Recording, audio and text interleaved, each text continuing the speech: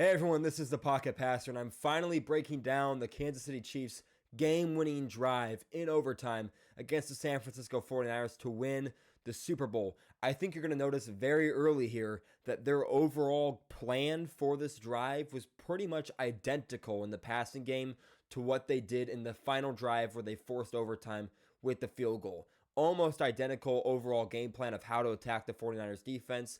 And I think by the end of this, you're going to see kind of why the Niners decided to part ways with Steve Wilks, because this kind of predictability and stagnation from the 49ers defense is what lost them this game. Not a well put together game plan by the 49ers on that final drive and in overtime when you're trying to stop a Chiefs offense that has struggled all game long.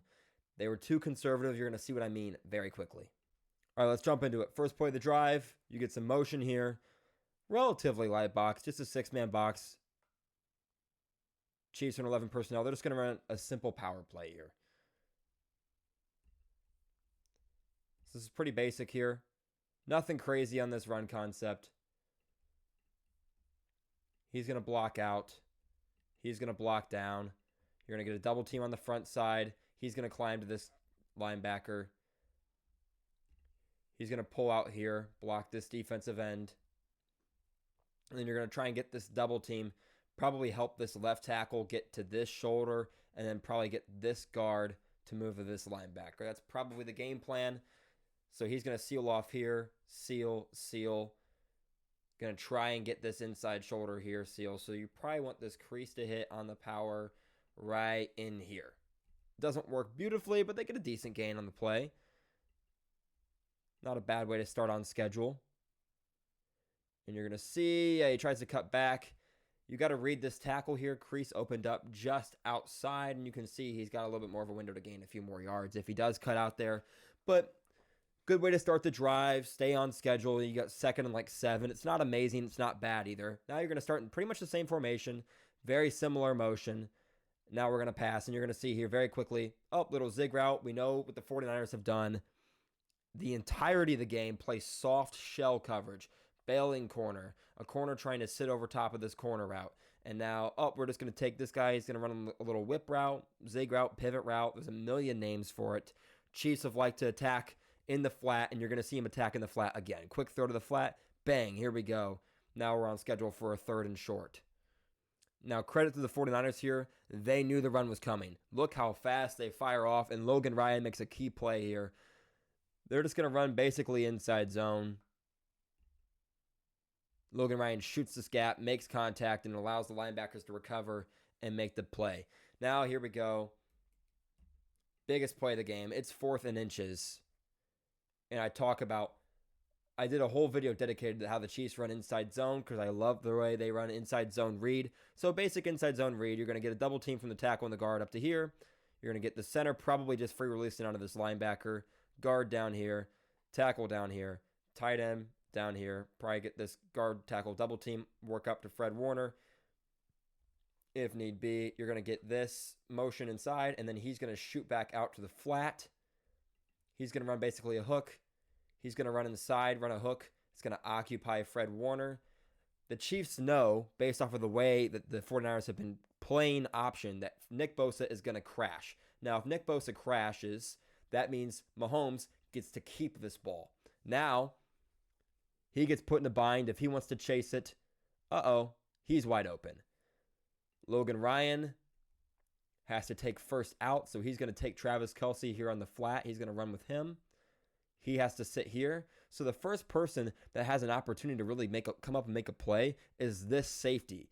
Mahomes, of course, keeps it. Everyone runs with their receivers, and bang. He's just got a crease. Gets a nice gain on 4th and 1, continues the drive. This is a situation where, hey, it might have been nice to have a little less pressure on you. The Chiefs probably go for this even if they get this ball first. But it definitely feels like maybe the 49ers could have, because if they don't get it, it's over. It's at the 35. You probably go for it because it's the freaking Super Bowl. But either way, not a great situation. And again, why I talk about in my zone read video breaking down how the Chiefs run zone read, why I hate the way the 49ers play the zone read in this Super Bowl. I would much rather Nick Bosa buzz out here allow this handoff to happen, allow guys like Fred Warner, Logan Ryan to see this handoff and crash inside after the read, as opposed to allowing all this mayhem to happen when he crashes. He's out here. He's in the hook.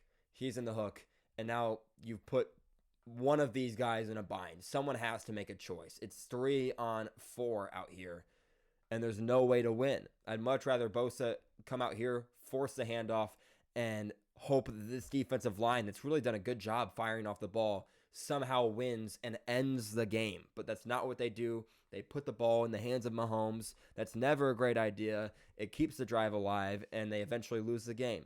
You're going to watch Nick Bosa here. Bam, fires off inside. And Mahomes gets to slide with a first down and a continuation of the drive. Watch Bosa. Yep, comes inside, tries to take away the run.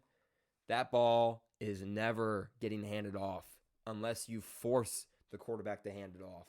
I hate it. I hate the way they're playing it. Now, what are we going to do? Oh, little motion into a wide hitch. Again, attack the short flat. Now, this time, of course, Scantling screws up royally. They lose yards. This was a huge disaster by Valdez-Scantling.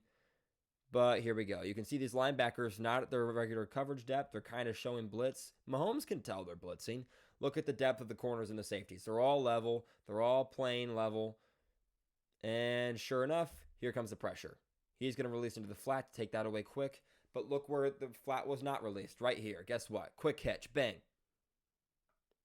Good yards, and all of a sudden they're on schedule for a third and manageable. Soft coverage is going to kill you. If I'm the 49ers, at some point, if I'm showing blitz, I got to either be aggressive with these defensive backs to try and force a turnover, because it's the freaking Super Bowl and you're one takeaway away from winning it all, or show blitz and drop out of it and try to confuse Mahomes. This isn't going to cut it. Pressure here. They ultimately still bring 5, so they get it blocked up. And then bang, we're just going to get it out to the flat. And all of a sudden, Chiefs, despite the negative play on 1st and 10, now they're on schedule. Now what do the 49ers do here? They show blitz again. All these guys in the box. Surely some of them drop out, right? Right? Surely Steve Wilkes hasn't just ran the same defensive idea for the 4th time this game, where they show blitz, bring blitz, and they haven't once shown blitz and genuinely dropped out into like a light pressure where they're not pressuring you. Nope, they're going to blitz again. Too predictable. Guess what? Crossing route. You're going to get a double crossing route this way. He's going to run at him, make him come over the top. Uh-oh. Oopsie. What's this I see? Well, it's a catch and run for a first down. Predictability kills, guys. Predictability kills. Look, Mahomes makes the check. He knows they're not bluffing because they haven't bluffed once all game. This is the perfect time to bluff. They don't. They send the heat. They don't get there. It's not good enough. This is an immensely talented defense. I don't think they were put in a position to succeed on this final drive. They finally want to take a shot. But hey, everyone's backed off so far. We can still get a positive play. We're still going to get the second and manageable. We're still going to be on schedule because we're going to play so soft defensively. And I'm really ripping apart this 49ers scheme. I really think that the way they wanted to attack the Chiefs was playing not to lose. And guess what happens when you play not to lose? You lose a lot. You can't play soft. You can't play scared. Steve Wilkes played scared. I do not believe that he utilized the talent that this 49ers defense has the most effective way he could have. I don't think that Chiefs offensive receiving core is very good outside of Kelsey. I felt like he could have brought pressure while playing aggressive with his DBs, created turnovers. But no, they didn't play tight. They brought pressure. And here, it doesn't even matter, right? Man coverage. It's zone coverage, my apologies. But everyone gets spread out. He feels the rush upfield. And Armstead so close, but he sees this gap. Fred Warner has now put himself out of position by running downhill and can't get there either. Now we're inside the 15. This isn't on the defensive coordinator. But guess what? 4th down, crucial play, not putting your guys in the right position. I don't think, to win. And then they're on another crucial third down and on second down and long, not putting your guys in a position to win either. Run the ball for good measure. Just remind you, hey, we can still run the ball. Just a simple little inside zone here, I believe. Probably, yep, check. You're going to get that tight end releasing inside, so it's a different kind of inside zone. What I mean by that is typically inside zone, right? You'd see the tight end over here. He's going to block down. They're going to block down here. He's going to block the end, right? Double to here, double to here. That's typical inside zone, right? Now we got the tight end over here. He's going to block down. He's going to block down on this defensive end, or maybe the tight end will.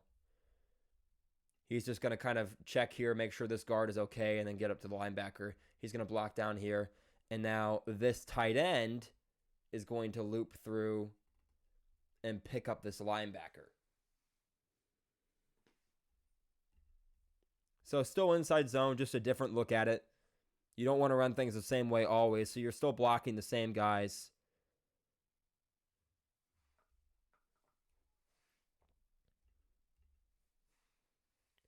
And now this one's fun. We got a little tight end screen here. So these guys are going to kind of just seal off here. They're just going to kind of make sure that this side of the defensive line stays on this half of the field. They want to keep these guys, everyone over here on the defensive line. Over here, you're going to kind of flush out. Travis Kelce is going to block Nick Bosa, and the running back's going to release into the flat. When Nick Bosa sees a running back release to the flat to his side, since you got Oren Burks playing so aggressively inside leverage, a few times they would ask Nick Bosa to kind of float out here just to be a body in the way of the throwing lane. They did it a couple times earlier, and then make sure he could contain on the quarterback as well.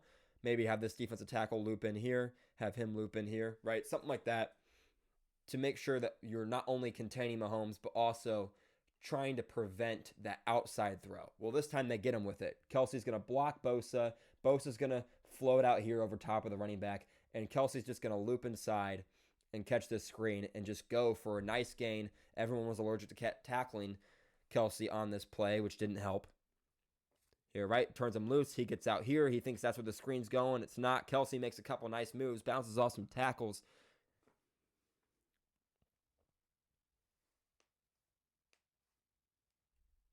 And then here we go. So, right, you're going to block down, down, down. They're going to flush him inside as well. And then Kelce's going to find a crease and go. And now we're one play away from the Chiefs being Super Bowl champions. Here we go. Awesome play call. Now, obviously, they're going to play closer. Oops. But same idea. Right? Motion inside. Get these guys to kind of creep in a little bit. Don't account for the flat. Because now there's no one. Now they think they have outside leverage on the first breaker to the flat. He's going to come upfield. He's going to come upfield. Hold these guys in a little bit. He needs to get out here, but he gets jammed. They get the inside zone, so Bosa crashes once again. He's just going to pop back out. They call this, I believe they said X shuttle or Z shuttle was what Andy Reid was saying the play was. The shuttle motion is that quick little motion inside, and then bang, back out at the snap.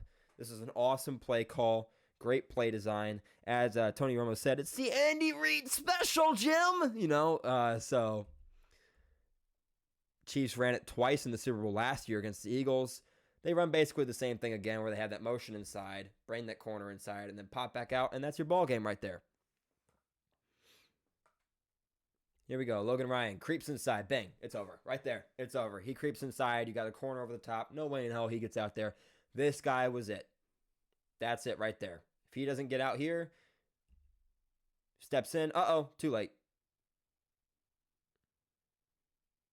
Now, I heard someone say because they were watching the broadcast version, right?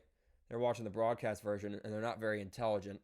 Because if you think it's rigged, I don't have much faith in you. I don't think you can rig a football game. I really don't. I think the Chiefs are better coached. Not a knock on Kyle Shanahan. He's phenomenal. Mahomes is better. I feel like the defensive game plan for the Chiefs is far better than the defensive game plan for the 49ers. I think when I look at an overall coaching staff, Kyle Shanahan is somewhat comparable to Andy Reid, but Steve Wilks not at all comparable to Steve Spagnuolo. Spagnuolo had a much better game plan to attack Brock Purdy, who's been good against the blitz, but they brought blitzes in phenomenal situations, made clutch plays, got pressure on Purdy.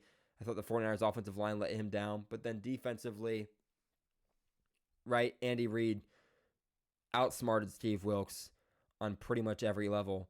Now, I heard some people say, oh, he's jogging. Watch him, dude. No, he's not. Stop it. He could not have gotten to that. I've seen it. I've seen people say plenty of times that he could have gotten to that ball. No, he couldn't have. No, he couldn't. He took the jab step inside. The amount of skill it would have taken to accelerate out of that jab step and run out there, I don't think Usain Bolt could have done it because there was way too much separation between Mecole Hardman, who's one of the fastest players in the league, and a well above 30-year-old slot corner, Logan Ryan. It's not happening. So we can put that to rest. But yeah, phenomenal game plan by the Chiefs. See what I mean about predictability by Steve Wilks? I think it cost him in the game. Not so much in the red zone, but a key fourth down and a key third down and a key second down right before that third down. That is not the kind of situation you want to put your defense in when you're showing blitz and bringing blitz, and the Chiefs clearly have an answer because they've had an answer for most of the game. I don't like it. I don't like how soft the corners played. I thought they needed to be way more aggressive in the biggest moment of the season. I think that's when you kind of lay it out all on the table and say, hey, we're going to win or lose, and it's going to be because we tried to take a big swing on the biggest stage, and it's going to cost us or it's going to get us home. And the way the Chiefs were playing, they were dinking and dunking down the field. A lot of their blitz solutions did not really involve a shot downfield, so I think had they been more aggressive, it would have paid off because they didn't really get aggressive offensively down the field. It was a lot of, oh, you're pressuring us, we can dump it to the flat and get just enough yak to put ourselves in a position to make plays on following downs. Again, Andy Reid's game plan, late, phenomenal. If the Chiefs had more time, they would have scored in regulation. I have no doubt about that because that 49ers defense looked unprepared schematically to face any form of adjustment. They played soft, they played safe, and that's great until you need to take a big swing in the biggest moment against the best quarterback in the world and the best offensive game planner in the world in Andy Reid. I don't like it. I don't like how soft and comfortable they seem to be and just doing what they do. Sometimes you got to get a little out of the box. You got to get a little aggressive. They didn't do it. It cost them. If you enjoyed this video, make sure to leave a like, leave a comment if you disagree about what I'm saying, or if you want to cheer me on in the comment sections. Either or is cool with me. Make sure to subscribe if you enjoyed this content and hit that bell icon if you want to be notified when I drop new videos. Make sure to check me out on Instagram and TikTok where I post very frequently. I'm posting more and more frequently. I, of course, also post most of my stuff on YouTube Shorts as well, so make sure to check those out. I appreciate all of your guys' support. I gained 12 subscribers in like a 20-hour period yesterday. That was super awesome. I'm up to 228 subscribers last I checked. I really appreciate the continued growth and support on this channel. So as always, I will see all of you in the next video. Peace.